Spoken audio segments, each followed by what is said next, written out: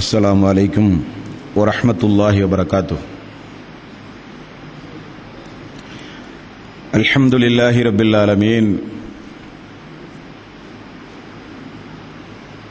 نحمده ونستعينه ونستغفره ونعوذ بالله من شرور أنفسنا وسيئات أعمالنا، من يهده الله فلا مضل له ومن يضلل فلا هادي له، وأشهد أن لا إله إلا الله وحده لا شريك له،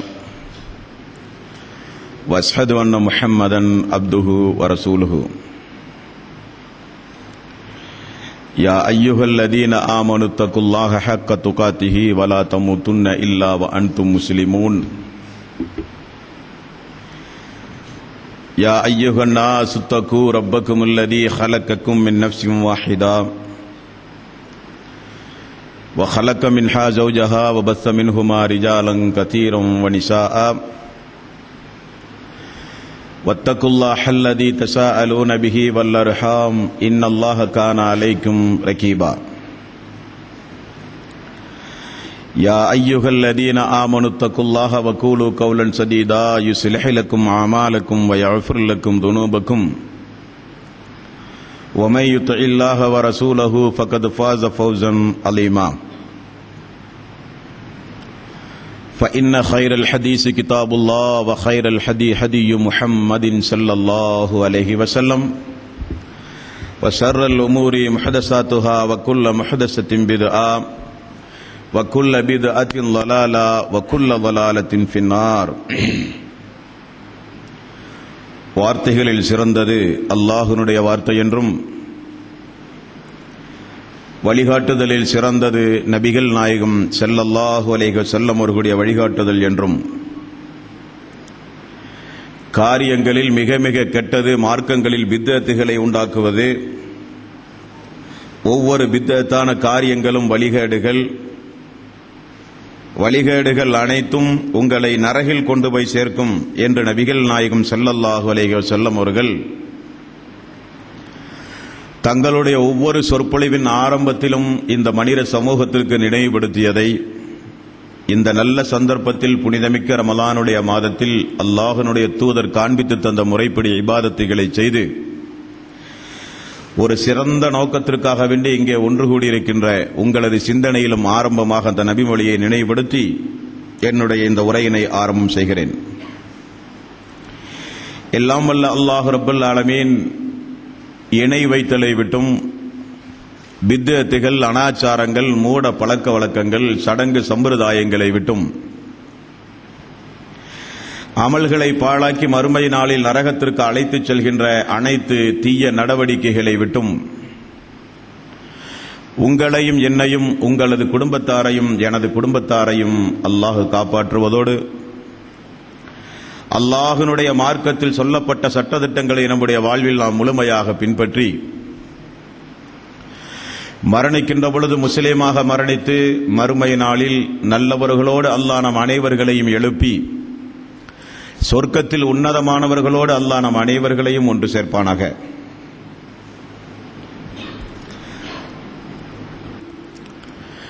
திருக்குர்ஆன் மிக வன்மையாக மிக கடுமையாக எச்சரிக்கக்கூடிய ஒரு காரியம்தான் அல்லாஹ்வினுடைய சாபம். அல்லாஹ்வினுடைய சாபத்தை பெற்று இந்த உலகத்தில் யாரும் நிம்மதியோடு வாழவே முடியாது. பொதுவாகவே சாபம் என்பது அது மனிதர்கள் சபிக்கின்ற பொழுது அது அல்லாஹ்விடத்திலே மிக மிக ஏற்றுக்கொள்ளப்படுகின்ற ஒரு பிரார்த்தனையாக மாறுகிறது என்று ரசூலுல்லாஹி ஸல்லல்லாஹு அலைஹி வஸல்லம் அவர்கள் கூறினார்கள். 3 மனிதர்களுடைய பிரார்த்தனை அல்லாஹ்விடத்திலே நிராகரிக்கப்படாமல் அங்கீகரிக்கப்படும் என்றார்கள் ரசூலுல்லாஹி ஸல்லல்லாஹு அலைஹி வஸல்லம் அவர்கள். அதில் முதல் மனிதர் பயணம் செய்கிற மனிதர், பயணத்தில் இருக்கிற மனிதர்களுடைய பிரார்த்தனை அல்லாஹ்விடத்தில் ஏற்றுக்கொள்ளப்படும். இரண்டாவது, பிள்ளைகளுக்காக பெற்றோர்கள் செய்கிற துஆ அல்லாஹ்விடத்தில் ஏற்றுக்கொள்ளப்படும். மூன்றாவது, பாதிக்கப்பட்ட மனிதன் பிறரை சபித்தோ நிவாரணம் தேடியோ அல்லாஹ்விடத்தில் பாதிக்கப்பட்ட மனிதன் பிரார்த்தனை செய்கிறானே, அதை நீங்கள் பயந்து கொள்ளுங்கள் என்று ரசூலுல்லாஹி ஸல்லல்லாஹு அலைஹி வஸல்லம் அவர்கள் கூறிய நபிமொழியை நாம் எல்லாம் அறிந்தவர்கள். ஒரு மனிதன் இந்த உலகத்தில் அநியாயம் செய்யப்படும் பொழுது,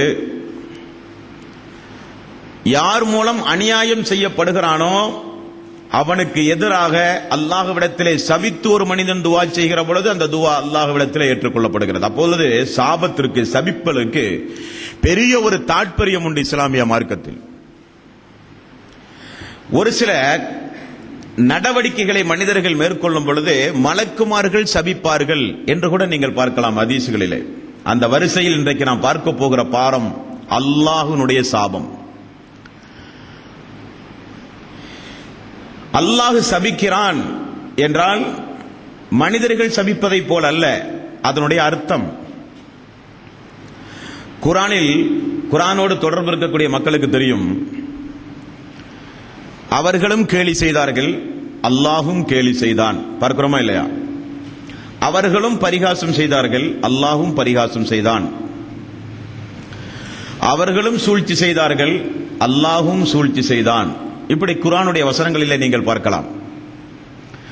அல்லாஹ் சூழ்ச்சி செய்தான், அல்லாஹ் பரிகாசம் செய்தான், அல்லாஹ் கேலி செய்தான் என்றால் கையாலாகாத மனிதர்கள் பயன்படுத்துகிற வார்த்தையை அல்லாஹ் பயன்படுத்தவில்லை. அல்லாஹ் சூழ்ச்சி செய்கிறான் என்றால் சூழ்ச்சி செய்கிற மக்களுடைய சூழ்ச்சி அல்லாஹ் முறியடிப்பான் என்று பொருள். அல்லாஹ் கேலி செய்கிறான் என்றால் உங்களுடைய கேலி எல்லாம் அல்லாஹ்விடத்திலே ஒன்றும் பலிக்காது, அதையெல்லாம் முறியடிக்கக்கூடிய வகையிலே அல்லாஹ் ஆற்றல் படைத்தவன் என்று பொருள். அல்லாஹ் சபிக்கிறான் என்றால் அல்லாஹ் உங்களின் மீது கோபப்படுகிறான், அல்லாஹ் உங்களை தண்டிப்பான், அல்லாஹ் உங்களை விடமாட்டான் என்று அதனுடைய பொருள்.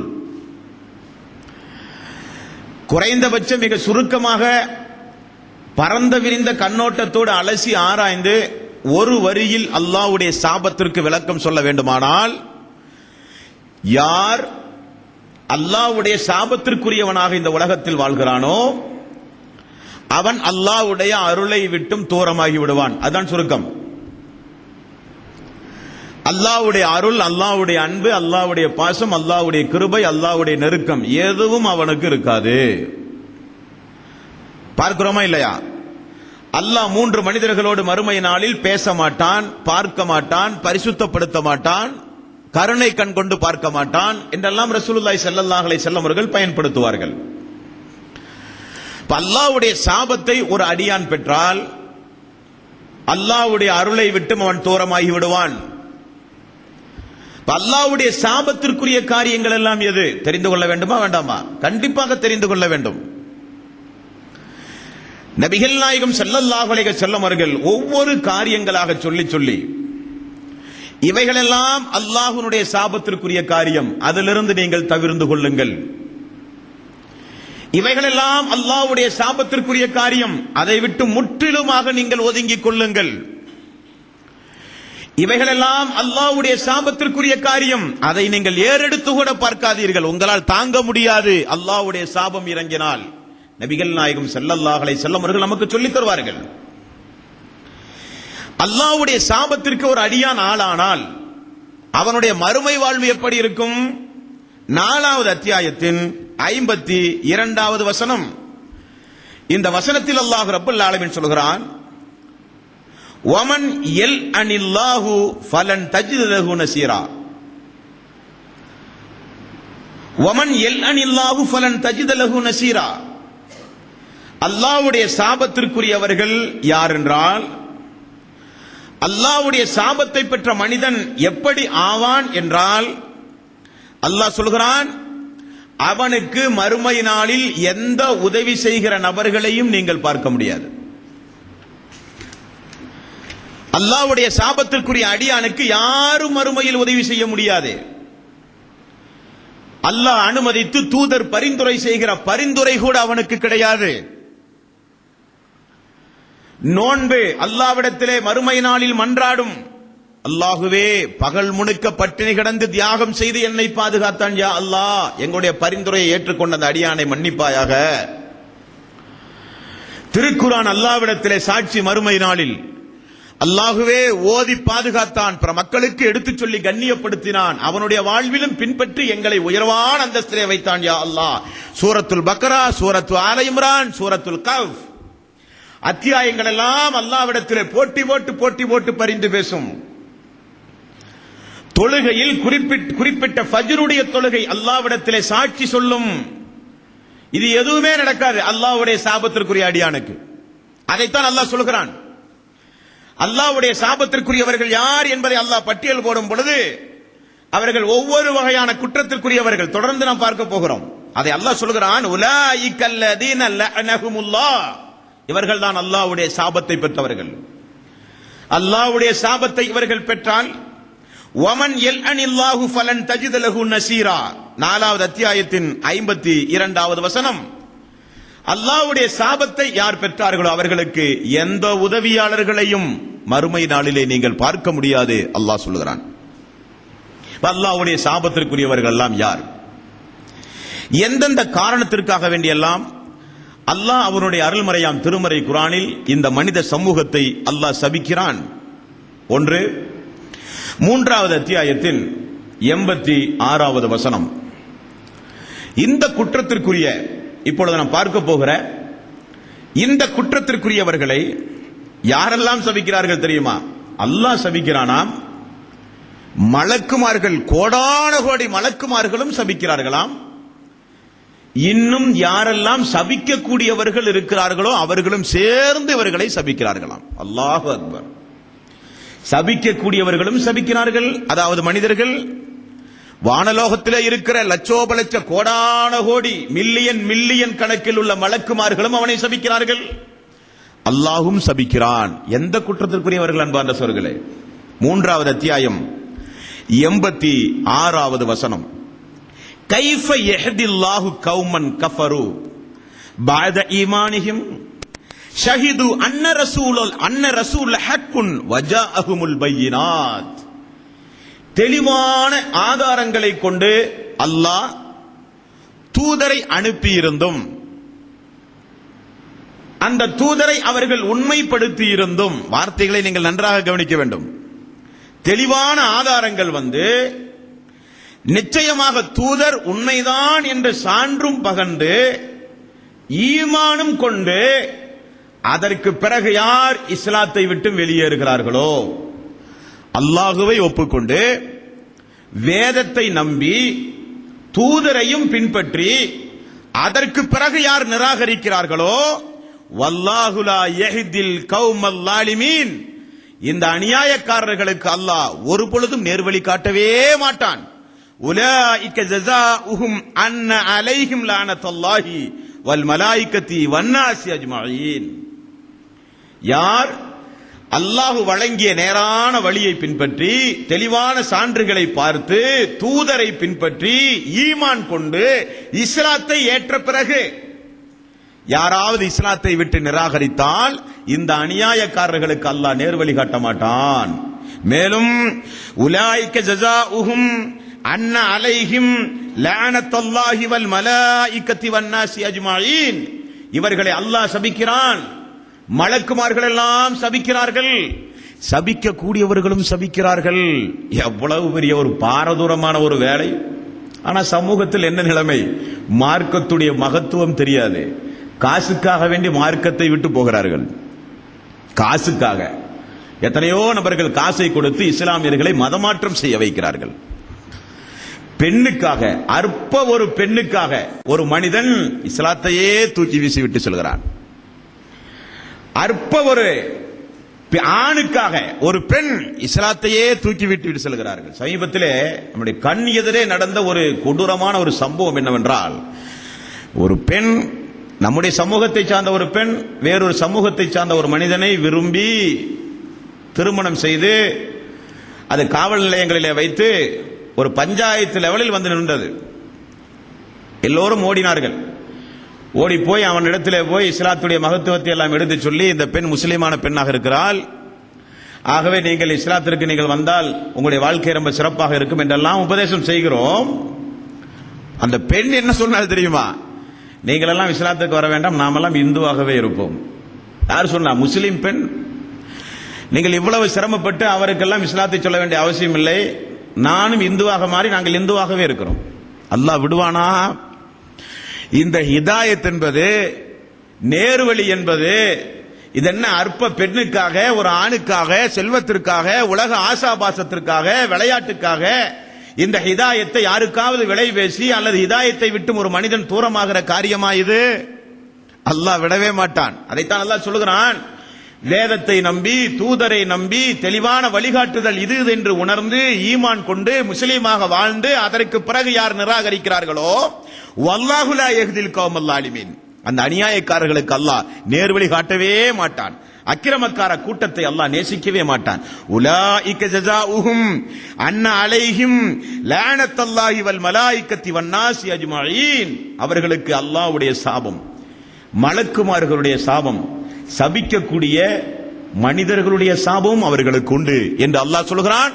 நம்முடைய குடும்பங்களிலோ நம்முடைய பலகீனத்தாலோ இப்படிப்பட்ட ஒரு காரியத்திற்கு, எப்படிப்பட்ட காரியத்திற்கு, இஸ்லாத்திற்கு வந்த பிறகு அந்த இஸ்லாத்தை எதற்காக வேண்டியும் நாம் 1% கூட விட்டு கொடுக்கவோ, அந்த இஸ்லாத்தை விட்டும் தூரமாகவோ, அந்த இஸ்லாத்தில் பலகீனம் அடையவோ 1% கூட கூடாது. அது அல்லாஹ்வுடைய சாபத்தை பெற்றுவிடும் என்கிற முதல் பாடத்தை அல்லாஹ் இந்த வசனத்தில் நமக்கு சொல்கிறான். அடுத்தது அல்லாஹ் யாரை சொல்கிறான் சாபத்திற்குரியவர்கள் என்று?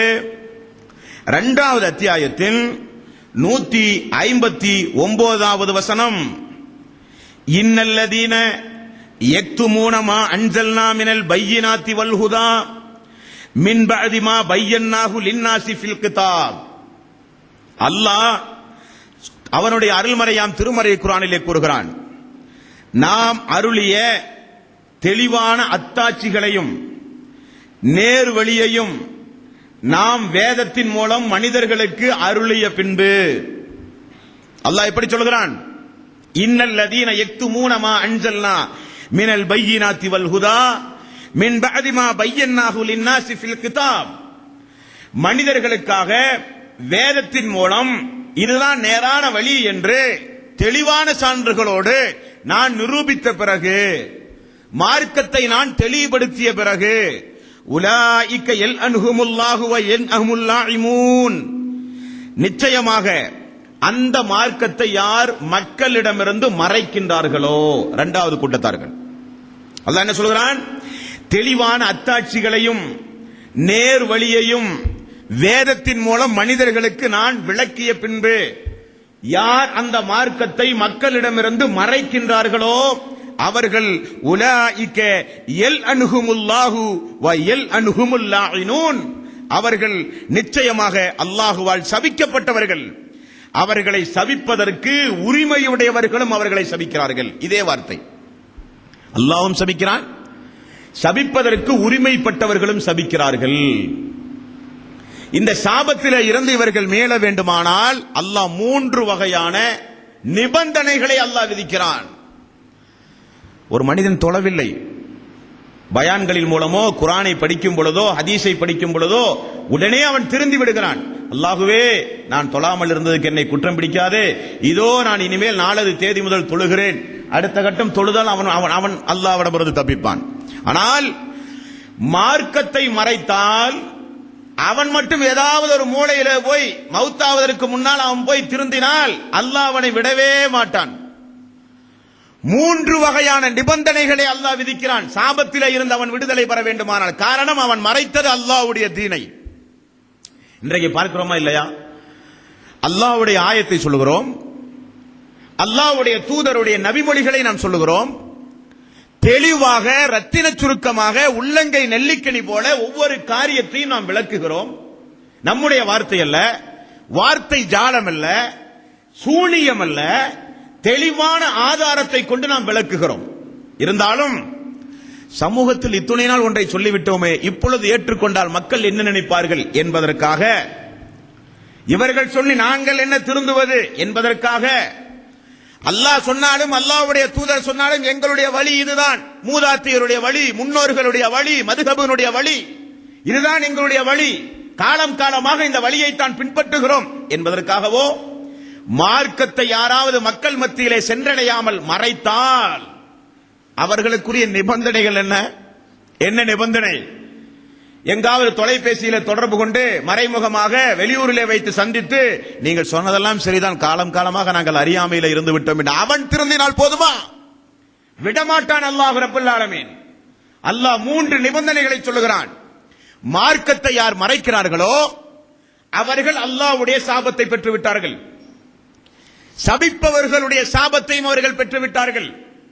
சாபத்திலே இருந்தவர்கள் மீள வேண்டுமானால் அல்லாஹ் முதல் போடுகிற நிபந்தனை இல்லல்லதீன தாபு, அவர்கள் மார்க்கத்தை மறைத்தார்களே அவர்கள் முதலில் நாம் செய்தது குற்றம் என்று பாவ மன்னிப்பு தேட வேண்டும். வ அஸ்லஹு வ பையனு ஃபஉலாயிக அத்தூபு அலைஹிம் வ அன தவ்வாபுர் ரஹீம். அவர்கள் பாவ மன்னிப்பு தேட வேண்டும் செய்த குற்றத்திற்காக, மார்க்கத்தை மறைத்த குற்றத்திற்காக. இரண்டாவது, அவர்கள் எதை மறைத்தார்களோ அந்த விஷயத்தில் அவர்கள் தெளிவடைய வேண்டும்.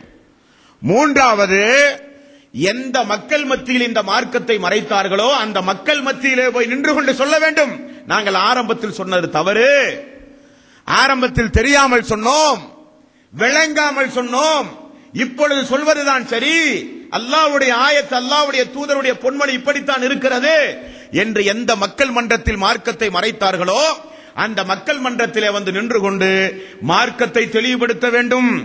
அவர்கள் புரிந்து கொள்ள வேண்டும். மறைத்ததற்கு அல்லாஹ்விடத்திலே தௌபாவும் செய்ய வேண்டும். 3 நிபந்தனைகளை அல்லாஹ் விதித்து சொல்கிறான். இந்த நிபந்தனைகளுக்கு உட்பட்டா மட்டும்தான் சாபத்திலே இருந்து அவர்கள் தப்பிப்பார்கள். மன் சுஇல அன் இல்மின் ஃபகதமஹு உல்ஜிம யௌமல் கியாமத்தி பிஇஜாமின் மினன் நார்.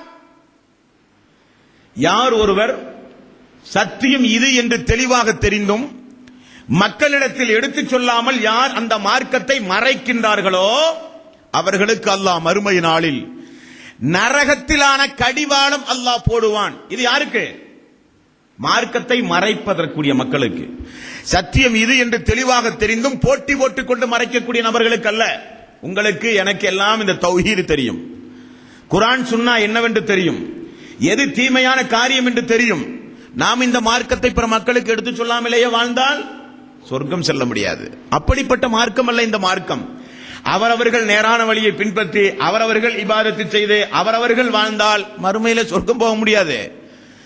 இந்த மார்க்கத்தை தூதர் சஹாபாக்களுக்கு சொன்னார், சஹாபாக்கள் தாபியன்களுக்கு சொன்னார்கள், தாபியன்கள் தபா தாபியன்களுக்கு எத்தி வைத்தார்கள். வாழையடி வாழையாக இந்த மார்க்கம் இன்றைக்கு நம்முடைய கையில் வந்திருக்கிறது.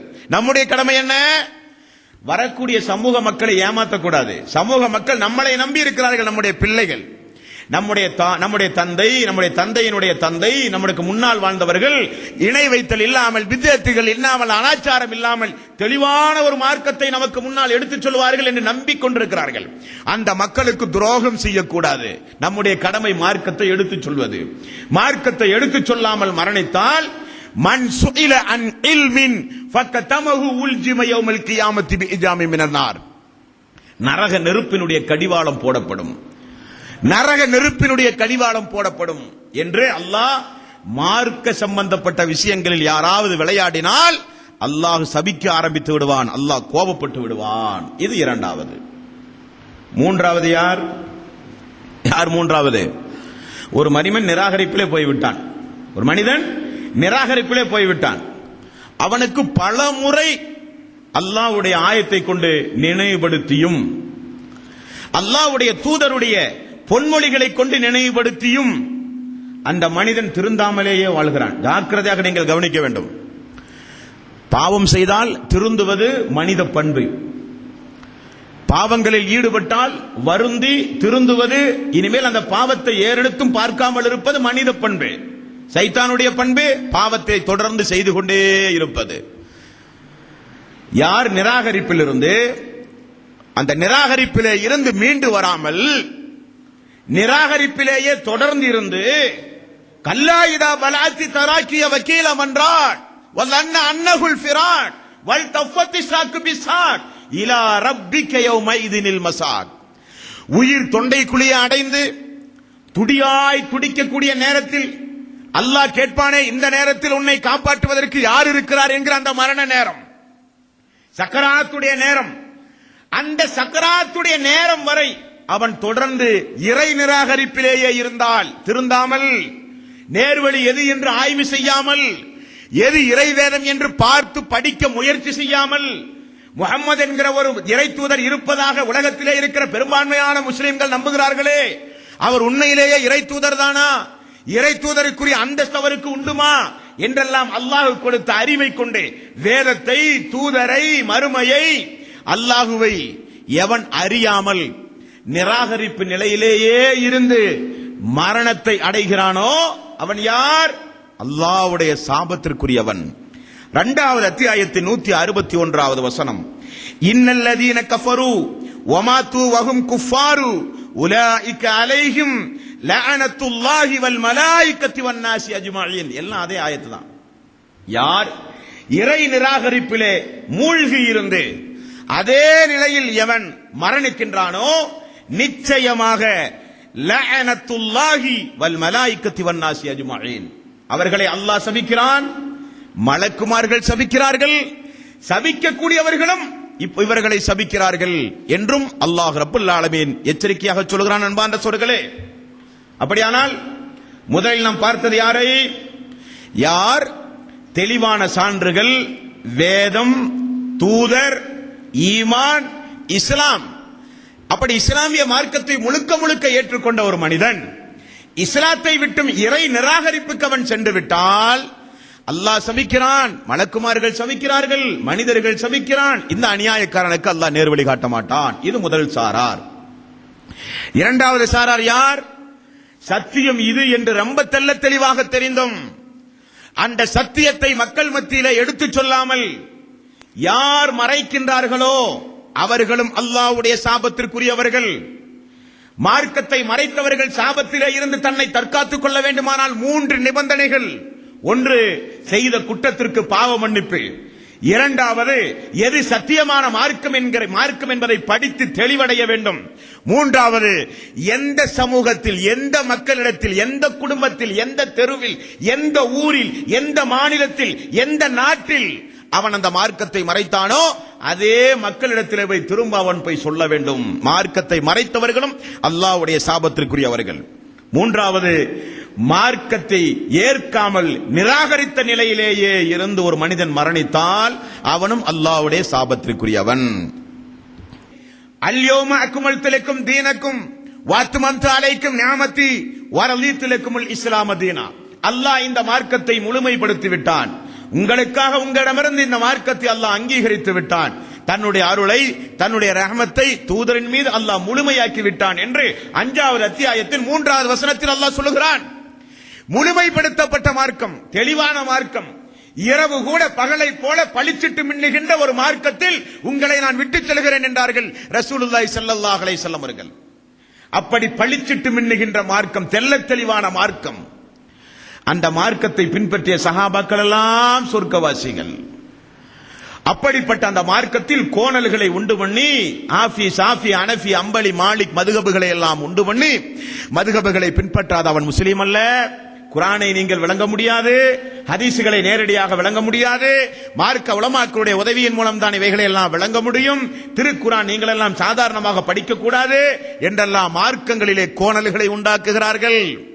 அல்லாஹ்வுடைய பாதையில் செல்கிற மக்களை எல்லாம் தடுக்கிறார்கள். நேரான வழி எது என்று தேட்டத்தோடு வருகிற மக்களுக்கெல்லாம் வழியை திருப்பி விடுகிறார்கள். இவர்களை அல்லாஹ் அவனுடைய அருள்மறையாம் திருமறை குர்ஆனிலே சொல்கிறான், இவர்கள் எல்லாம் அல்லாஹ்வுடைய சாபத்திற்குரியவர்கள், இவர்கள் எல்லாம் அல்லாஹ்வுடைய சாபத்திற்குரியவர்கள். அப்ப மார்க்க சம்பந்தப்பட்ட 4 காரியங்களில் அல்லாஹ் சபிக்கிறான். ஒன்று மார்க்கத்தை மறைத்தவர்கள், இன்னொன்று இஸ்லாத்தை ஏற்று பிறகு இறை நிராகரிப்புக்கு சென்றவர்கள், 3வது இறை நிராகரிப்பிலேயே இருந்து மரணித்தவர்கள், 4வது அல்லாஹ்வுடைய பாதையை விட்டு மக்களை தடுத்து மார்க்கத்தில் கோணல்களை உண்டாக்குகிறவர்கள். இவர்களெல்லாம் அல்லாஹ்வுடைய சாபத்திற்குரியவர்கள், மலக்குமார்களுடைய சாபத்திற்குரியவர்கள், அல்லாஹுவால் சபிக்கக்கூடிய மனிதர்களுடைய சாபத்திற்குரியவர்கள் இவர்களெல்லாம். அடுத்தது அல்லாஹ் ரப்பல் ஆலமீன் அவருடைய அருள்மறையாம் திருமறை குர்ஆனில் அடுத்து சாபத்திற்குரியவர்கள் யார் என்பதை அல்லாஹ் சொல்கிறான். 94வது அத்தியாயத்தின் 93வது வசனம். இது யாரை சொல்கிறான் அல்லாஹ்? வமை யக்துல் முஃமினன் முத்தஅம்மிதன் ஃபஸாஸஹு ஜஹன்னம ஹாலிதன் ஃபீஹா வஅலிபல்லாஹு அலைஹி வலஅனஹு வஅத்தலஹு அஸாபன் அலீம். எவன் ஒருவன் ஒரு முஃமினை வேண்டுமென்றே கொலை செய்கிறானோ, வேண்டுமென்றே எவன் ஒருவன் ஒரு முஃமினை கொலை செய்கிறானோ, இந்த வசனம் எல்லாம் இறங்குகிற காலகட்டத்தை நீங்கள் யோசித்து பார்க்க வேண்டும். இந்த வசனம் இறங்கிய பிறகு, அல்லாஹ்வுடைய தூதர் மரணித்த பிறகு, அபூபக்கர் சித்திக் அவருடைய ஆட்சிக்கு பிறகு, உமர் ரலியல்லாஹுடைய ஆட்சிக்கு பிறகு, உஸ்மான் ரலியல்லாஹுடைய ஆட்சியில் பெரிய பெரிய குழப்பங்கள் எல்லாம் வந்தது. ஹாரிஜியாக்கள் என்கிற ஒரு கூட்டத்தார்கள். இவர்கள் யாரு? எல்லாம் சஹாபாக்களோடு தொடர்புடையவர்கள். எல்லாம் எப்பொழுது பார்த்தாலும் வட்டமிட்டு வட்டமிட்டு திக்ர் ஹல்கா கமிட்டி நடத்துகிற கூட்டத்தார்கள். பெரிய பெரிய இபாதத்துடையவர்கள். தொழுதால் தொழுது கொண்டே இருப்பார்கள், நோன்பு வைத்தால் நோன்பு வைத்துக் கொண்டே இருப்பார்கள், திக்ர் சொன்னால் திக்ர் சொல்லிக் கொண்டே இருப்பார்கள். ஹாரிஜியாக்கள். இவர்கள் யார்? இஸ்லாத்தை விட்டு வெளியேறிய வன் காஃபிர்கள். அது எப்படி தொழுகை, நோன்பு, திக்ர், ஹஜ், ஸலவாத் எல்லாம் சொல்லி எப்படி இஸ்லாத்தை விட்டு வெளியேறினார்கள்? இவர்களுடைய பண்பு என்ன தெரியுமா? அல்லாஹ்வுடைய சிஃபத்துகள் என்று உண்டு. அல்லாஹ்வுடைய பண்பு. அல்லாஹ் பார்க்கிறான், அல்லாஹ் பேசுகிறான், அல்லாஹ் வருகிறான், அல்லாஹ் பிடிக்கிறான், அல்லாஹ் உங்களோடு சிரிக்கிறான். இப்படி அல்லாஹ்வுடைய பண்புகள் குறித்து வருகிற எல்லா வசனங்களுக்கும் சுய விளக்கம் கொடுத்து இஸ்லாத்தை விட்டு வெளியேறிய கூட்டத்தார்கள். இவர்கள் என்ன செய்தார்கள் தெரியுமா? ஒரு கட்டத்தில் இவர்கள் எங்கெல்லாம் கூட்டம் போட்டு மக்களை வழிகெடுக்கிறார்களோ அங்கெல்லாம் சஹாபாக்கள் செல்வார்கள். இப்னு அப்பாஸ், இப்னு மஸ்ஊத், அலி ரலியல்லாஹு அன்ஹு அவர்கள், அபு மூசா அல் அஷ்அரி அவர்கள், ஸைத் பின் ஜாபித் அவர்கள் எல்லாம் உடனடியாக சென்று மக்களை தடுப்பார்கள். இது வழிகட்ட கூட்டத்தார்கள், செல்லாதீர்கள். இது வழிகட்ட கொள்கை, செல்லாதீர்கள். இவர்களோடு அமர்ந்து பேசாதீர்கள். இவர் மக்களை வழிகெடுப்பார்கள். சஹாபாக்கள் துணிச்சலாக போய் சொன்னார்கள். என்ன செய்தார்கள் பாவிகள்? தாபியின்களுடைய காலம், அலி ரலியல்லாஹுடைய ஆட்சி காலம், தாபியின்களுடைய காலம், தபா தாபியின்களுடைய காலம், இந்த 3 காலத்திலும் இந்த ஹாரிஜியாக்கள் கூட்டம் கூட்டமாக சேர்ந்து எங்கெல்லாம் சஹாபாக்கள் இருக்கிறார்களோ சஹாபாக்களை மட்டுமே பார்த்து பார்த்து கொன்ற பாவிகள் இவர்கள். கொன்றார்கள் பாவிகள். ஒரு சம்பவம், இது குறித்து நீங்கள் தெளிவாக தெரிய வேண்டுமானால், நபிமார் ரசூலுல்லாஹி ஸல்லல்லாஹு அலைஹி வஸல்லம் வாழ்க்கை வரலாறு என்று நான் பேசிய 1 முதல் 28 வரை உள்ள ஒரு கேசட்டிலே கடைசி 5 கேசட்டை நீங்கள் பார்த்தால், ரசூலுல்லாஹி ஸல்லல்லாஹு அலைஹி வஸல்லம் அவர்கள் முன்னறிவிப்பு செய்த வழிகட்ட கூட்டத்தார்கள் யார் என்கிற ஒரு தலைப்பில் 5 கேசட்டுகள் ஒன்று வாங்கி பார்த்தால் முழு சரித்திரம் உங்களுக்கு தெரியும். இருந்தாலும் ஒரு துணுக்கு செய்தியை சொல்லுகிறேன். ஒரு ஹாரிஜியா, ஒரு சஹாபியுடைய ஒரு மகன், அந்த அம்மாவுக்கு அந்த சஹாபியுடைய மகன் தாபியனுக்கு திருமணமாகி அந்த பெண் கருவுற்றும் இருக்கிறார். இந்த ஹாரிஜியாக்கள் இப்படியே சஹாபாக்களை தேடி தேடி சஹாபாக்களுடைய குடும்பத்தர்களை தேடி தேடி கொலை செய்து கொண்டிருந்த காலம். அப்பொழுது இவரை கண்டுபிடித்தார்கள். சஹாபியுடைய மகனை போல தெரிகிறதே என்று பேச்சு கொடுக்க ஆரம்பித்தார்கள். நீங்கள் யார்? அவர் சட்டென சொல்லுகிறார், என்னுடைய வாப்பா ஒரு நபித்தோழர், அல்லாஹ்வுடைய தூதரோடு வாழ்ந்தவர் என்று சொல்லுகிறார். அப்படியா? வாப்பா ஏதாவது நபிமொழியை உனக்கு சொல்லி இருக்கிறாரா? ஓ, சொல்லி இருக்கிறாரே. குழப்பம் வருகிற பொழுது சமூகத்தை விட்டு ஒதுங்கி நீ வாழ், அந்த நேரத்திலே நெஞ்சை நிமிர்த்தி வீதியிலே போய் நடந்து வழிகட்டு போகாதே என்று ரசூலுல்லாஹி ஸல்லல்லாஹு அலைஹி வஸல்லம் அவர்கள் சொன்ன நபிமொழியை என்னுடைய தந்தை எனக்கு போதித்திருக்கிறார் என்று சொன்னதுதான் பாக்கி. அதே இடத்திலே அடித்துக் கொன்றார்கள். அவருடைய மனைவியினுடைய வயிற்றை கிழித்து குழந்தையை எடுத்து செவிட்டிலே அடித்துக் கொண்டார்கள் பாவிகள். இவர்கள் எல்லாம் யாரு? இவர்கள்? காரிஜியாக்கள். காரிஜியாக்கள் யாரு? நம்மை போல தொழுவார்கள், நம்மை போல நோன்பு வைப்பார்கள், நம்மை போல தாடி வைத்திருப்பார்கள், நம்மை போல ஹஜ் செய்வார்கள், இஸ்லாத்துடைய எல்லா காரியங்களையும் செய்வார்கள். ஆனால் அல்லாஹ்வுடைய பண்புகளுக்கு சுய விளக்கம் கொடுத்து இஸ்லாத்தை விட்டு வெளியேறிய துரோகிகள். அல்லாஹ் விடுவானா? மூமின்களை தேடி பிடித்து கண்டுபிடித்து, நேற்றைய தினம் பார்த்தோமா இல்லையா, மூமின்களை ஒரு மனிதன் சபித்தாலே அவன் குஃப்ருடைய காரியத்திற்கு அவன் சென்று விடுவான். ஒரு மூமினை திட்டுவது பெரும்பாவம் என்று ரசூலுல்லாஹி ஸல்லல்லாஹு அலைஹி வஸல்லம் அவர்கள் சொன்னார்கள். அல்லாஹ் சொல்கிறான், வமன் யக்துல் முஃமினன், ஒரு மூமினை அவன் கொலை செய்கிறானோ, முத்தஅம்மிதன் ஃபஜஸாஉஹு ஜஹன்னம ஹாலிதன் ஃபீஹா வஅலிபல்லாஹு அலைஹி வலஅனஹு வஅத்தலஹு அஸாபன் அலீம். எவன் ஒரு மூமியனை கொலை செய்கிறானோ அவனுக்கு நிச்சயமாக நிரந்தரமான நரகம், அவன் என்றென்றும் அதில் தங்கிக் கொண்டே இருப்பான். மேலும் அல்லாஹ்வுடைய சாபம் அவனுக்கு உண்டு. மேலும் அவனுக்கு நரகத்தில் இரட்டிப்பு தண்டனை உண்டு. மூமின்கள் என்றால் சாதாரணப்பட்டவர்கள் அல்ல. அல்லாஹுவை விசுவாசித்து தக்குவாவோடு இணை வைத்தல் இல்லாமல் முழுக்க முழுக்க இபாதத்தாளிகளோடு நடக்கும் பொழுது அவர்கள் அல்லாஹ்வுடைய அரவணைப்போடு வாழ்கிற மக்கள். அந்த மக்களில் ஒரு மக்களை ஒரு அடியான் கொன்றால் அல்லாஹ்வுடைய சாபம், நரகத்திலே நிரந்தரமான நரகம், நரகத்திலே 2 மடங்கு வேதனை. இது 5வது ஆள். 6வது, நபிகள் நாயகம் ஸல்லல்லாஹு அலைஹி வஸல்லம் அவர்கள் கூறினார்கள், லஅனல்லாஹுல் யஹூத வன் நஸாரா இத்தஹது குபூர அன்பியாயிஹிம் மசாஜித். யஹூதிகளையும் நசாராக்களையும் அல்லாஹ் நாசமாக்குவானாக, அல்லாஹ் சபிப்பானாக. யார் அவர்கள்? எதற்காக வேண்டி அல்லாஹ்வுடைய சாபத்தை அவர்கள் பெறுகிறார்கள் என்றால், அவர்களிலே ஒரு நல்லவர்கள் இறந்தால் அவர்களை கொண்டு போய் அடக்கி அதை கபரஸ்தானாக கட்டி உயர்த்தி தர்காக்களாக மாற்றி அங்கே போய் நின்று கொண்டு வணக்க வழிபாடு செலுத்துவார்கள். தர்காவுக்கு சென்று வணக்க வழிபாடு செலுத்துவது யூதர்களுடைய கலாச்சாரம், நசாராக்களுடைய கலாச்சாரம். அப்படிப்பட்ட யூதர்களையும் நசாராக்களையும் அல்லாஹ் நாசமாக்குவானாக. லஅனல்லாஹுல் யஹூத வன் நசாரா இத்தஹது குபூர அன்பியாயிஹிம் மசாஜித்.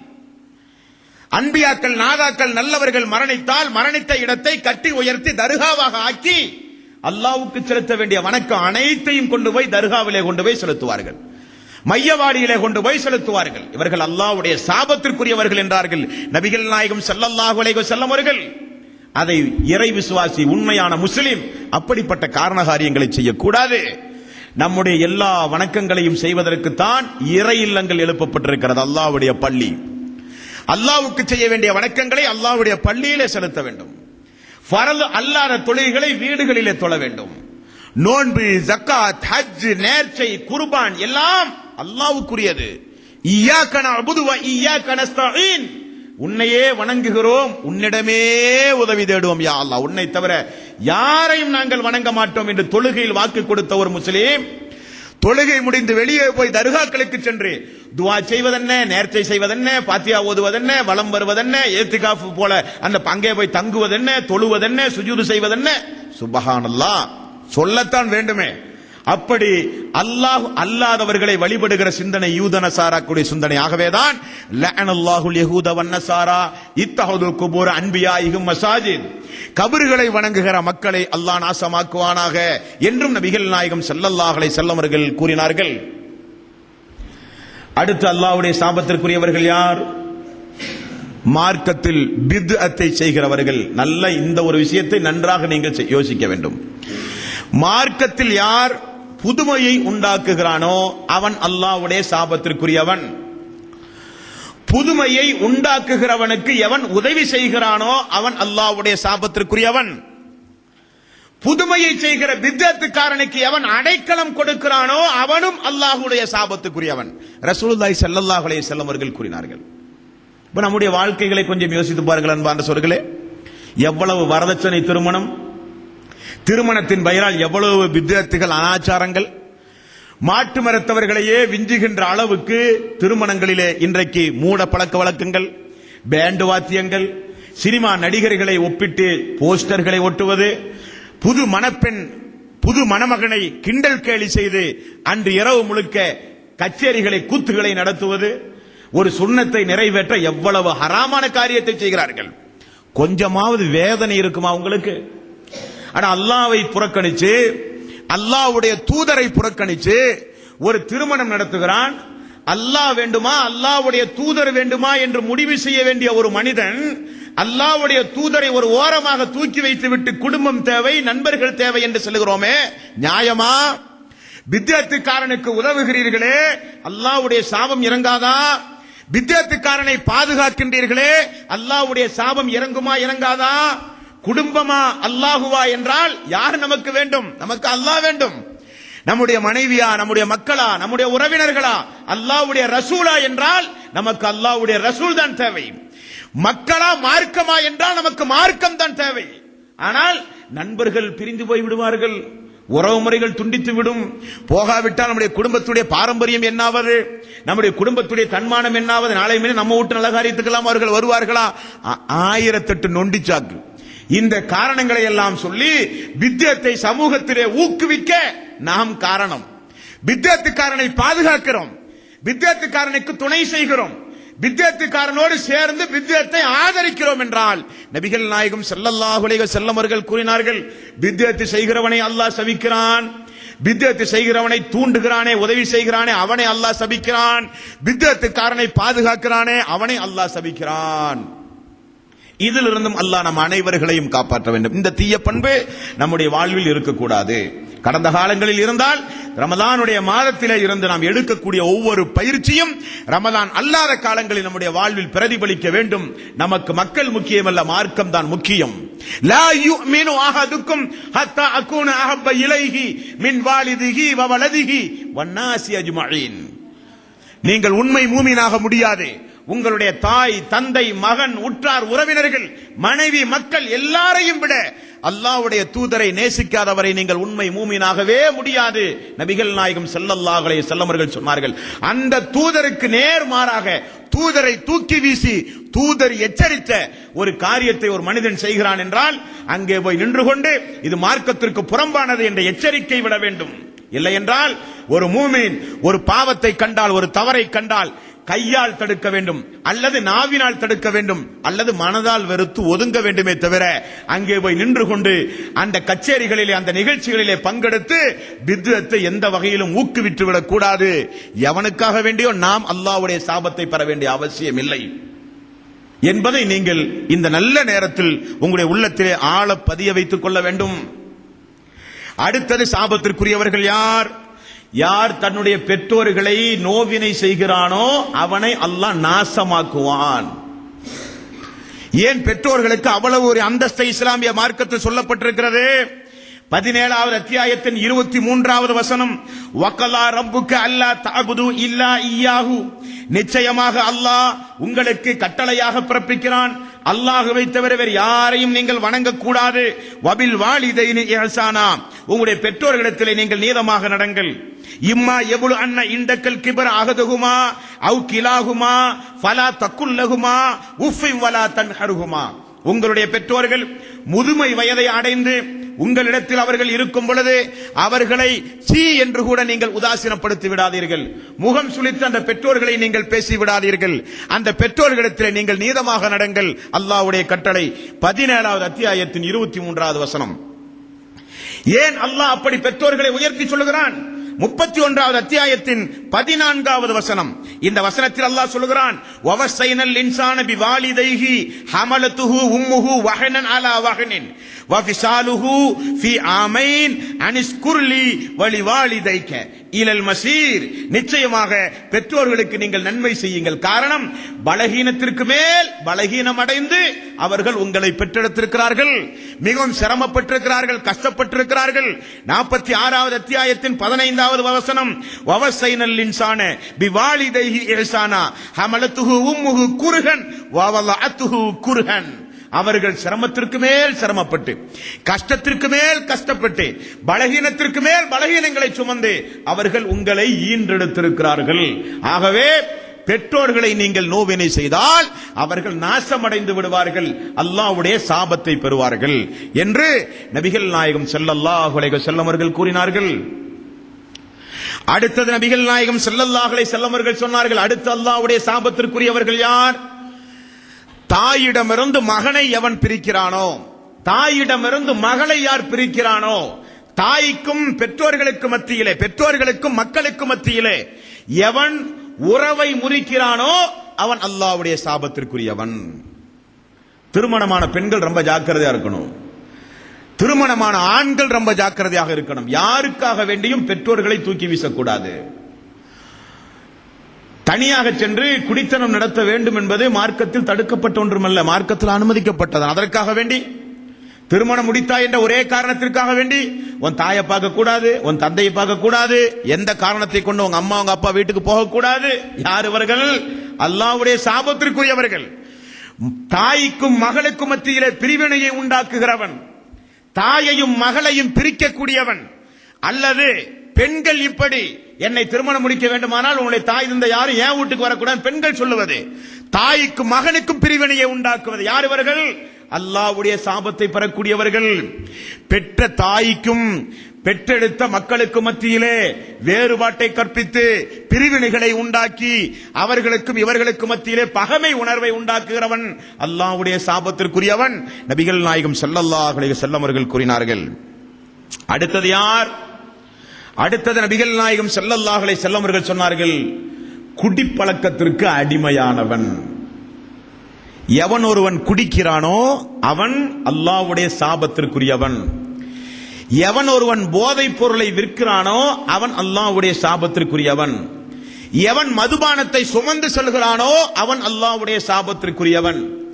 குடிக்கக்கூடியவனுக்கு எவன் குடிக்க ஊற்றி கொடுக்கிறானோ அவன் அல்லாஹ்வுடைய சாபத்திற்குரியவன். இன்றைக்கு வெஸ்டர்ன் கல்ச்சர் மேலை நாடுகள் எல்லாம் பார்த்தால் இன்றைக்கு சாதாரணமா நம்முடைய நாட்டை உண்மையிலேயே நீங்கள் வெளிநாட்டோடு தொடர்பு இல்லை, ஓரளவுக்கு வெளிநாட்டோடு தொடர்பு இருக்கிற காரணத்தினால் சொல்லுகிறேன். அல்லாஹ் இந்த தமிழகத்தை, குறிப்பாக ஒரு சில மாநிலங்களை, தமிழகத்தினுடைய ஒரு சில ஊர்களை அல்லாஹ் தஆலா எவ்வளவு பெரிய உன்னதமான இடத்தில் வைத்திருக்கிறான் என்பதை நீங்கள் இந்த ஊரில் இருந்து கொண்டு நம்முடைய ஊரினுடைய மகத்துவத்தை நீங்கள் பார்க்க கூடாது, வெளிநாடுகளோடு ஒப்பிட்டு பார்க்க வேண்டும். நம்முடைய ஊர்களில் எல்லாம், நம்முடைய இன்றைய ஊர்களில் எல்லாம் யாராவது விருந்தினர்கள் வந்தால் நம்ம அதிகபட்சம் என்ன செய்வோம்? வாங்கன்னு சொல்லுவோம், ஒரு டீ வச்சு கொடுப்போம், ஸ்நாக்ஸ் எல்லாம் வச்சு கொடுப்போம், தானே செய்வோம். வெளிநாடுகளில் இன்றைக்கெல்லாம் விருந்தினர்கள் யாரு வந்தாலும் உபசரிப்பதே மதுபானத்தை கொண்டுதான் உபசரிப்பார்கள். தாய்லாந்து போன்ற, அல்லாஹ் காப்பாற்ற வேண்டும், அல்லாஹ்வுடைய கோபப்பார்வை எப்பொழுது இறங்கும் என்று சொல்லவே முடியாது. அப்படிப்பட்ட நிலைமையில் இன்றைக்கு தாய்லாந்து போன்ற மேலை நாடுகள் சென்று கொண்டிருக்கிறது. அங்கெல்லாம் யாராவது உறவினர்கள் வீட்டுக்கு வந்தால் அவர்கள் விபச்சாரத்தின் மூலம்தான் உறவினர்களை அவர்கள் வரவேற்பார்கள். மதுபானம் என்பது இன்றைக்கெல்லாம் ஃபேஷன் ஆகிவிட்டது. எந்த விருந்திலும் இன்றைக்கு மதுபானம். மதுபானம் இல்லாத விருந்துகளே இன்றைக்கு கிடையாது. நாளை திருமணம் என்றால் திருமணத்திற்கு முந்தைய தினம் முழுக்க முழுக்க மதுபானத்திலே மக்கள் மிதக்குகிறார்கள். இதுவா உலகம்? அல்லாஹ் மதுபானத்தை தருவதாக சொல்லுகிறான். யாருக்கு? சொர்க்கவாசிகளுக்கு. அந்த மதுவில் போதை இருக்குமா? இருக்காது. அப்படிப்பட்ட ஒரு மதுபானம், இந்த உலகத்தில் மதுபானத்தை தியாகம் செய்த மக்களுக்கு சொர்க்கத்தில் அல்லாஹ் கொடுக்கிறான் மதுபானத்தை.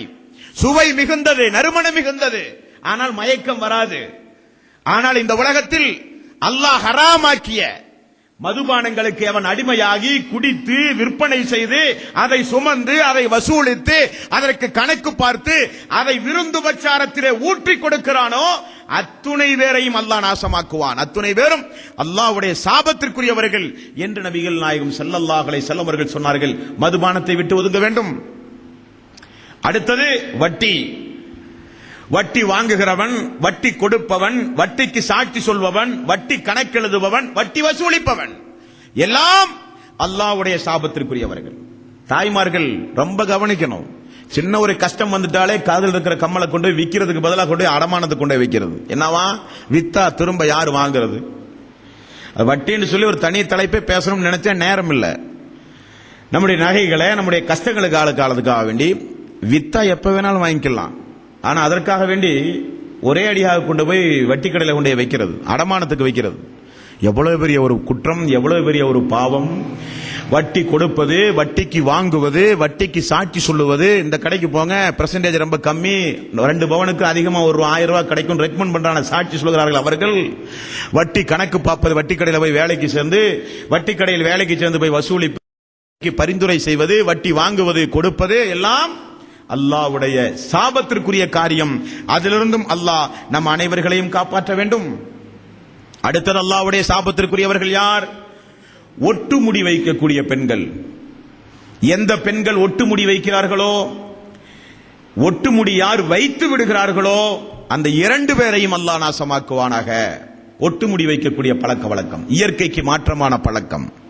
ஒவ்வொரு ஆளுக்கும் உரோம வளர்ச்சி எந்த அளவுக்கு இருக்கிறதோ அந்த அளவுக்கு தன்னை அலங்குபடுத்திக் கொள்ள வேண்டும். நேர்மாறாக ஒட்டுமுடி வைப்பது, ஒட்டுமுடி வைத்தால் வைக்கின்ற பெண்ணையும் வைத்துவிடும் பெண்ணையும் அல்லாஹ் நாசமாக்குவானாக. நபிகள் நாயகம் ஸல்லல்லாஹு அலைஹி வஸல்லம் அவர்கள் சொன்னார்கள். அதிலிருந்து பெண்கள் எச்சரிக்கையாக இருக்க வேண்டும். அதே போல பச்சை குத்தும் பெண்கள், பச்சையை குத்திவிடும் பெண்கள், பச்சை குத்துகிற பெண்கள், முகத்திலே பச்சை குத்துகிற பழக்கம், நெற்றியிலே பச்சை குத்துகிற பழக்கம், கையினுடைய தோல் பகுதியில் பச்சை குத்துகிற பழக்கம், கையினுடைய முன்பகுதியில் பச்சை குத்துகிற பழக்கம், இதெல்லாம் சாதாரணமாக இன்றைக்கு உண்டு. பார்க்கிறோமா இல்லையா?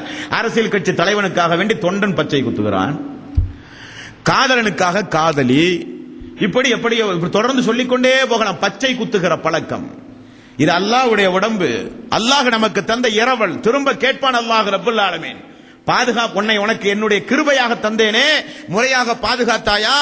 கண்ணுக்கு செய்ய வேண்டிய கடமை, உடல் உறுப்புகளுக்கு செய்ய வேண்டிய கடமை, ஒவ்வொரு உறுப்புகளையும் முறையாக பேணி பாதுகாத்தாயா? கணக்கு சொல்ல வேண்டும். இந்த 5 விரலுக்கு 10 விரலுக்கு அல்லாஹ்விடத்திலே கணக்கு சொல்ல வேண்டும். கண்ணுக்கு, காதுக்கு, வாய்க்கு, நாக்குக்கு, சுவாசிக்கின்ற மூக்குக்கு, காலுக்கு, உடம்புக்கெல்லாம் அல்லாஹ்விடத்திலே கணக்கு சொல்ல வேண்டும். ஆகவேதான் தற்கொலை இஸ்லாமிய மார்க்கத்தில் மிகப்பெரிய வன்மையாக கண்டிக்கத்தக்கதாக இருக்கிறது. தற்கொலை செய்கிற உரிமை யாருக்குமே கிடையாது. இந்த உடம்பை மாய்த்துக் கொள்கிற அதிகாரம் யாருக்குமே கிடையாது.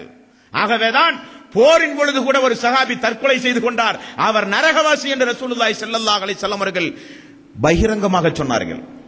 பச்சை குத்துகிற பழக்கம், மேனியை அசிங்கப்படுத்துகிற பழக்கம். அன்றைய கால பெண்களுக்கு ஒரு பழக்கம் இருந்தது, இந்த புருவ மயிரை அகற்றி விடுவார்கள். இது அல்லாஹ்வுடைய இயற்கை படைப்பு, ஆணுக்கும் பெண்ணுக்கும். இது நாம உண்டாக்கினோம். ஒரு ஆண் என்றால் இப்படி இருக்க வேண்டும், பெண் என்றால் இப்படி இருக்க வேண்டும் என்கிற நியதி அல்லாஹ்வுடைய ஏற்பாடு. இந்த புருவ மகரை அகற்றுவது, பற்களுக்கிடையே இடைவெளிகளை உண்டாக்குவது, பச்சை குத்துவது, ஒட்டுமுடிகள் போடுவது, இவர்கள் எல்லாம் யார்? அல்லாஹ்வுடைய படைப்பினங்களில் மாற்றம் உண்டாக்குகிறவர்கள். ஆகவே அல்லாஹ்வுடைய சாபத்தை பெற்றவர்கள் இவர்கள். அல்லாஹ் இவர்களை நாசமாக்குவான் என்று நபிகள் நாயகம் ஸல்லல்லாஹு அலைஹி வஸல்லம் அவர்கள் கூறினார்கள். அதே போல ஆண்களுக்கு ஒப்பாக நடக்கக்கூடிய பெண்கள், பெண்களுக்கு ஒப்பாக நடக்கக்கூடிய ஆண்கள், அது இன்றைக்கு ஃபேஷன். பார்க்கிறோமா இல்லையா? ஏர்போர்ட்ல எல்லாம் ஒரு சில நேரத்தில் நாம் பார்த்தா ரொம்ப அப்படியே திகத்தி போய் விடுவோம். வெளிநாடு ஏர்போர்ட்ல எல்லாம் போய் இறங்கிட்டோம்னா ஒரு 4 மணி நேரம் 5 மணி நேரம் அடுத்த பிளைட்டுக்கு தாமதம் இருந்து சொன்னா அப்படியே ஓய்வு எடுக்கக்கூடிய அறையில உட்கார்ந்து பார்த்தா வர்றது ஆம்பளையா பொம்பளையாண்டே தெரியாது. ஏனென்றால் தாடி இருக்காது, மீசை இருக்காது, ஃபுல் சேவ் பண்ணியிருப்பார்கள். காதுல கம்மல் முதல் கொண்டு ஆண்கள் அணிந்திருப்பார்கள். காதுல கம்மல் முதல் கொண்டு சட்டனை பார்த்தால் உடனே புரியாது. நம்மோடு அப்படியே வரிசையில் நிற்பார்கள். யார் பெண்ணா ஆனா? பெண் என்று நாம் ஒதுங்குவோம். பார்த்தால் அவன் ஆணாக இருப்பான். ஆனா பெண்ணா என்றே தெரியாது.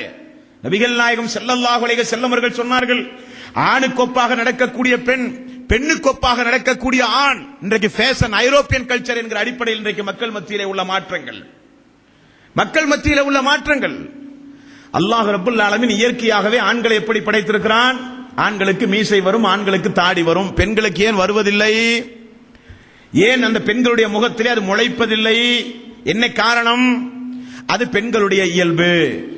ஆண் என்றால் அவனுக்கு மீசை வரும், அவனுக்கு தாடி வரும், ரோமங்கள் முகத்திலே அங்குமிங்குமாக முளைக்க ஆரம்பிக்கும். அது ஆண், இது பெண் என்று அல்லாஹ் அடையாளம் காண்பித்திருக்கிறான். எல்லா உயிரினத்திலும் பாருங்கள், ஆணும் பெண்ணும் தனியாக தெரியும்.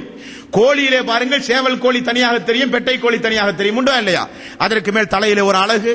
அதே போல சிங்கத்தை எடுத்துக்கொண்டால் சிங்கத்திற்கு தாடி உள்ளது ஆண், தாடி இல்லாதது பெண். ஆண் பெண் என்கிற இனத்தை அல்லாஹ்வுக்கு வேறுபடுத்தி காண்பிக்கிறான். மனிதன் என்ன செய்கிறான்? அதை முழுக்க முழுக்க முகத்தை மாற்றுகிறான். பெண்ணை போல, ஆண்களைப் போல பெண்கள் வேடம் இருக்கிறார்கள். ஆடைகளின் மூலம், நடவடிக்கைகளின் மூலம், பேச்சுக்களின் மூலம், வெளியே சுற்றித் திரிவதின் மூலம். ரசூலுல்லாஹி ஸல்லல்லாஹு அலைஹி வஸல்லம் அவர்கள் சொன்னார்கள், பெண்ணுக்கு ஒப்பாக நடக்கும் ஆண், ஆணுக்கு ஒப்பாக நடக்கும் பெண் எல்லாம் அல்லாஹ்வுடைய சாபத்திற்குரியவர்கள் என்று நபிகள் நாயகம் ஸல்லல்லாஹு அலைஹி வஸல்லம் அவர்கள் கூறினார்கள். அதே போல வியாபாரம் செய்கிற வியாபார மக்கள் மிக மிக ஜாக்கிரதையாக இருக்க வேண்டும். நமக்குரிய ஒரு இடம் உண்டு. அந்த இடத்தில் ஒரு வீடு கட்டவோ, நம்முடைய இடத்தை அளந்து நாம் விற்பனை செய்வதாக இருந்தாலோ நன்றாக ஜாக்கிரதையாக யோசிக்க வேண்டும். அல்லாஹ்வுடைய சாபத்திற்குரிய காரியம் அங்கே உண்டு. எப்படி? யார் அடுத்தவர்களுடைய இடத்தை ஒரு சான் அளவு அபகரித்தாலும் அவன் அல்லாஹ்வுடைய சாபத்தை பெறுவான், அவன் அல்லாஹ்வுடைய சாபத்திற்குரியவனாகி விடுவான் என்று ரசூலுல்லாஹி ஸல்லல்லாஹு அலைஹி வஸல்லம் அவர்கள் கூறினார்கள். அடுத்தவனுடைய இடத்தை அபகரிப்பது இன்றைக்கு சாதாரணமாகி போய்விட்டது. ஒவ்வொரு பிளாட் வியாபாரிகளில் இருந்து, இடம் வாங்கி விற்பனை செய்கிறவர்களில் இருந்து, அடுத்த இடத்துல கொண்டே கள்ள போடுறது, அதிலிருந்து ஒரு 4 அடியை அபகரிக்கிறது, இங்கிருந்து ஒரு 5 அடியை அபகரிக்கிறது. அதனால சண்டை சச்சரவுகள் வருவது. அதை இஸ்லாம் சொல்லுகிறது. நபிகள் நாயகம் ஸல்லல்லாஹு அலைஹி வஸல்லம் அவர்கள் சொன்னார்கள், எல்லைகளை எவன் மாற்றி போடுகிறானோ, எல்லைகளை எவன் மாறுதல் செய்கிறானோ எல்லைகளில், அவனை அல்லாஹ் நாசமாக்குவானாக. நபிகள் நாயகம் ஸல்லல்லாஹு அலைஹி வஸல்லம் அவர்கள் சொன்னார்கள். அதே போல நம்முடைய வாழ்வில இருக்கிற சிறிய சிறிய தவறுகளில் மிகப்பெரிய தவறும் ஒன்று. என்ன தவறு? ஒரு சபையில் எல்லோரும் அமர்ந்து கொண்டிருக்கும் பொழுது யார் ஒருவர் அந்த சபைக்குள் வந்து நடுவில் அமருகிறாரோ அவர் அல்லாஹ்வுடைய சாபத்திற்குரியவர். சபை என்றால் சபையிலே ஒழுக்கம் இருக்க வேண்டும். சபை என்றால் சபைக்கென்றே ஒரு கண்ணியம் இருக்க வேண்டும். சபையில் உள்ளவர்களை கண்ணியப்படுத்த வேண்டும். முதல் வருகிறவர் முதல் சஃபிலும், இரண்டாவது வருகிறவர் இரண்டாவது சஃபிலும் தொழுகைக்கு நிற்கிறோமா இல்லையா? அதே போல மக்கள் எல்லாம் கூடி அமர்ந்து பேசிக் கொண்டிருக்கிற சபைகளில் நேரடியாக வந்து எவன் நடுவிலே அமர்கிறானோ அவன் அல்லாஹ்வுடைய சாபத்திற்குரியவன் என்றும் நபிகள் நாயகம் ஸல்லல்லாஹு அலைஹி வஸல்லம் அவர்கள் கூறினார்கள். அதே போல குறி பார்ப்பதற்காக வேண்டி கேட் பில் வைத்து அடிப்பது, அம்பு வைத்து அடிப்பது, துப்பாக்கி சூடு நடத்துவது, குறி பார்க்கிறோமா இல்ல பயிற்சி. இந்த குறி பார்ப்பதற்காக வேண்டி உயிரினங்களை பயன்படுத்துவது. நம்முடைய பார்வையில் அற்பமாக தெரிகிற குருவி, காக்காய், பூனை, இப்படி அற்பமாக தெரிகிற உயிரினங்களை எல்லாம் குறி பார்க்க பழக, பயிற்சி எடுக்க பழக. ஒரு உயிரினத்தை அவன் பயன்படுத்துகிறானோ அவன் அல்லாஹ்வுடைய சாபத்திற்குரியவன். காரணம் என்ன? அது அல்லாஹ்வுடைய படைப்பு. அது அல்லாஹ்வுடைய படைப்பு. ஒரு குருவியை, பறந்து செல்கிற ஒரு பறவையை எவனாவது அநியாயமாக கொன்றால் அந்த பறவை மறுமை நாளில் அவனுக்கு எதிராக சாட்சி சொல்லும். ஒன்று, நாம் உண்பதற்காக வேண்டி வேட்டையாட வேண்டும், பயன் பெற வேண்டும். அது எந்த ஒரு பயனும் இல்லாமல் பயிற்சி எடுப்பதற்காக, குறி பழகுவதற்காக ஒரு உயிரினத்தை எவன் வேட்டையாடுகிறானோ அவன் நிச்சயமாக அல்லாஹ்வுடைய சாபத்திற்குரியவன் என்று நபிகள் நாயகம் ஸல்லல்லாஹு அலைஹி வஸல்லம் அவர்கள் சொன்னார்கள். உயிரினங்களை நேசியுங்கள். இவைகளை எல்லாம் நம்முடைய வாழ்விலே இருந்து தவிர்த்து அல்லாஹ்வுடைய சாபத்திலே இருந்து ஒதுங்கி அல்லாஹ்வுடைய அருளுக்கு உரியவர்களாக அல்லாஹ் நம் அனைவர்களையும் ஆக்கி அருள் புரிவானாக. வாஹிர் தவ்வானா அனில் ஹம்துலில்லாஹி ரப்பில் ஆலமீன். அஸ்ஸலாமு அலைக்கும் வரஹ்மத்துல்லாஹி வபரகாத்துஹு.